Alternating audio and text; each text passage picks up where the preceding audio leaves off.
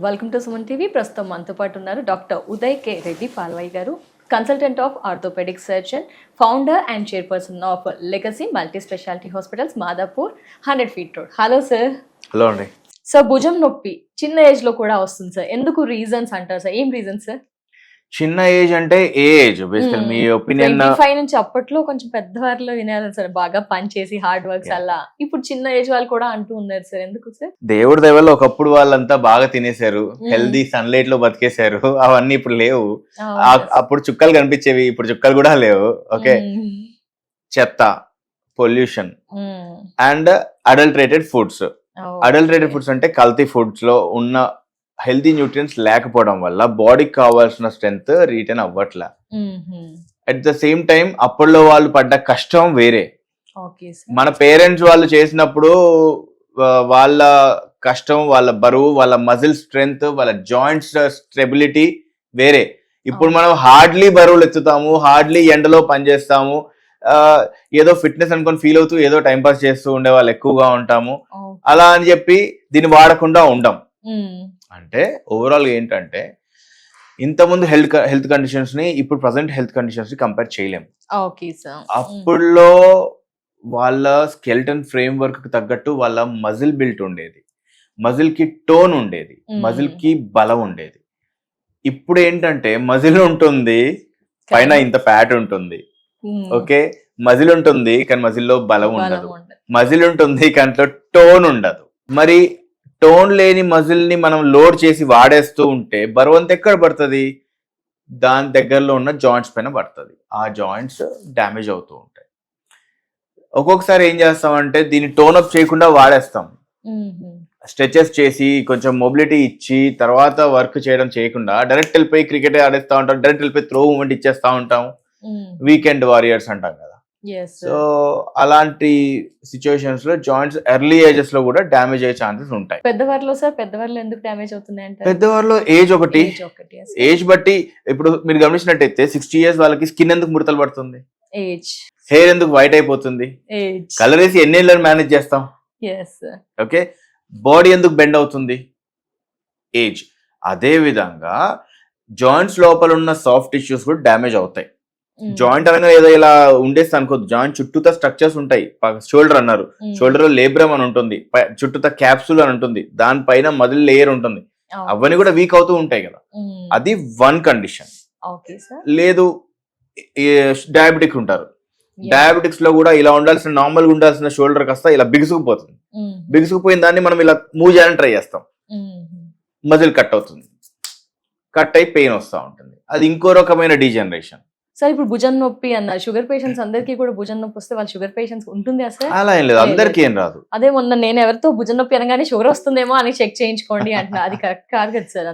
ఏంటి డిఫరెన్స్ ఏమైనా ఉంటుంది? భుజం నొప్పికి డయాబెటిక్. No, that's what. భుజం నొప్పి ఉంటే షుగర్ రాదు. షుగర్ ఉన్న వాళ్ళకి భుజం నొప్పి వచ్చే ఛాన్సెస్ ఉంటాయి. And that to duration of diabetes is important. అంటే ఎన్ని సంవత్సరాల నుంచి ఉన్నది అనేది చాలా ఇంపార్టెంట్. ఈ రోజు మీకు రీసెంట్ గా డయాబెటీస్ డయాగ్నోస్ అయింది అనుకోండి, వెంటనే భుజం నొప్పి వచ్చేది. చాలా ఏండ్లు అవ్వాలి. ఏముందండి, నా షుగర్స్ కంట్రోల్లో ఉన్నాయి, నేను మార్నింగ్ టాబ్లెట్ వేసుకుంటున్నా, ఈవినింగ్ టాబ్లెట్ వేసుకుంటున్నా, షుగర్స్ కంట్రోల్లో ఉన్నాయి. కంట్రోల్లో ఉన్నాయి, టాబ్లెట్ వేసుకుంటే కంట్రోల్లో ఉన్నాయి. That's a catch point. కంట్రోల్లో ఉంది మాత్రం జనాలకు అర్థమవుతుంది, టాబ్లెట్స్ వల్ల కంట్రోల్ ఉందనేది జనాలు పట్టించుకోరు. రైట్? ఎక్కువ సంవత్సరాలు అంటే more than 5 to 8 years diabetic అయ్యి ఉంటే అప్పుడు షోల్డర్ జాయింట్స్ ఎఫెక్ట్ అయ్యే ఛాన్సెస్ ఎక్కువగా ఉంటాయి. బిగుసుకుపోతాయి, బేసికలీ టైట్ అయిపోతాయి. ఫ్రోజన్ షోల్డర్ అంటాం, పెరియార్టైటిస్ షోల్డర్, బిగుసుకుపోతాయి. కంట్రోల్ కదలవు.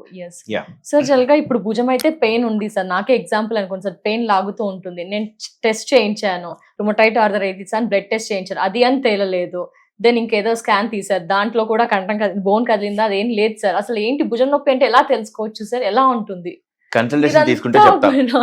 ఇదంతా పెయిన్ చాలా మందికి అలా ఉంటుంది. నేను సర్లే నేను లైట్ తీసుకుంటున్నాను సార్, ఏదైనా పని చేసినప్పుడు ఎక్కువగా అనిపిస్తుంది, తర్వాత లైట్ ఉంది, ఇప్పుడు ఏం పని చేయట్లేదు, ఫ్రీగా ఉంది, అలా పని చేయకుండా ఉండాలి సార్? రైట్ సైడే పడుకోవడం ఏమైనా చేస్తున్నారు మీరు? లేదు సార్. రైట్ సైడ్ లో ఏదైనా పాస్ట్ లో సడన్ గా ఏదైనా పై నుండి కింద పడుతుంటే పట్టేసుకోవడం, లేదంటే ఎవరైనా పైకి లాగేసేయడం ఏదైనా జరిగిందా? చిన్న ఫ్రాక్చర్ అయ్యింది సార్. చిన్న ఉన్నప్పుడు అంటే ఎన్ని ఇయర్స్ బ్యాక్? అది 15 years బ్యాక్ 20 years బ్యాక్ దాని ఇంపాక్ట్ ఉండదు. అలా ఉండదు. లేదంటే ఏదైనా సడన్ థ్రోయింగ్ మూమెంట్ ఏదైనా జరిగిందా మీకు? Nothing sir. కానీ ఏదైనా పని చేసినప్పుడు మాత్రం ఇలా జరుగుతుంది, రెస్ట్ ఉన్నప్పుడు క్యాజువల్ గా. అయితే మైక్రో టైర్స్ ఉండే ఛాన్స్ ఉందండి. ఇలా చాలా మందికి కూడా అవుతూ ఉంటుంది సార్. డెఫినెట్లీ ఉంటాయి, డెఫినెట్లీ. షోల్డర్ అనేది one of the neglected joint అండి. ఎందుకంటే అన్లెస్ బరువు వేస్తే తప్ప మనం దానికి ఉన్నది కూడా పట్టించుకోం. అదే sir. So one of the neglected joint complete tear అయిపోయి ఇంకా రెస్ట్ లో ఉన్న పెయిన్ వస్తుంది చూసారా, అప్పుడు వస్తారు. బట్ అప్పటికి పుణ్యకాలం గడిచిపోతుంది. సో స్టార్టింగ్ స్టేజ్ లోనే రావడం బెటర్ అంటే ఆల్వేస్ ఏంటి చెక్ చేసుకొని దాని దగ్గర ట్రీట్మెంట్. Yes sir. ఎలాంటి సందర్భాల్లో ఈ షోల్డర్ రీప్లేస్మెంట్ కి వెళ్ళాలి అంటారు సార్? దీంట్లో కూడా కేటగిరీస్ ఏమైనా గ్రేడ్స్ ఉంటాయా? డెఫినెట్లీ అడ్వాన్స్డ్ ఆర్థరైటిస్ అయితే మాత్రమే రీప్లేస్ చేస్తాం, ఎర్లీ స్టేజెస్ లో రీప్లేస్ చేయం. దానికి ఆల్టర్నేటివ్స్ ఉంటాయి, కొన్ని రకాల ఫిజియోథెరపీస్ ఉంటాయి, అవసరమైతే చిన్న ప్లాస్మా థెరపీ ఇంజెక్షన్స్ ఉంటాయి అండ్ టాబ్లెట్స్ ఉంటాయి, కొంచెం రెస్ట్ ఇస్తాము, రిలీజ్ టెక్నిక్స్ ఉంటాయి, మ్యానిపులేషన్స్ ఉంటాయి. అవన్నీ అయిపోయిన తర్వాత ఏది కుదరదు అండ్ అడ్వాన్స్డ్ ఆర్థరైటిస్ ఉంది, మొత్తం ఆర్టికులర్ సర్ఫేస్ మొత్తం పోయింది, ఇలా కూర్చునేసింది, అప్పుడు ఎస్ రీప్లేస్ చేస్తాం. అండ్ మళ్ళీ దాంట్లో రకాలు ఉంటాయి, regular arthroplasty, reverse shoulder arthroplasty and hemi arthroplasty, మళ్ళీ రకాలు ఉంటాయి. సిచ్యువేషన్ బట్టి కేస్ తీసుకుంటాం అనమాట. ఆ తర్వాత పర్ఫెక్ట్ ఉంటుందా సార్ సర్జరీ అయ్యాక? మళ్ళీ దాంట్లో కొత్త జాయింట్ ఇచ్చేయడమే అంతే, ఏం లేదా, తీసింది పాడైపోయింది తీసి కొత్తది వేసేయడం అంతే. మళ్ళీ ఎలా ఉంటామో అలా ఉండొచ్చా సార్? ఉండొచ్చు ఫిజియోథెరపీ చేస్తే. ఫిజియో ఇక్కడ కూడా anywhere in the body any joint replaced సరిపోదు. జాయింట్ రీప్లేస్మెంట్ చేసేంత మాత్రమే పని అయిపోలేదు, ఖచ్చితంగా ఫిజియోథెరపీ చేయాల్సిందే. Strengthening physiotherapy by rule. దాంట్లో క్వశ్చన్స్ అడగండి అసలు. వద్దా సార్? ఫుడ్ హ్యాబిట్స్ మార్చుకుంటాం మేము, మంచి మీరు ఏమైనా చేయండి, దాన్ని వాడాలి కదండి.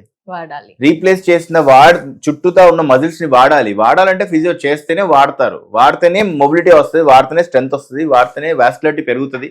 So do physio.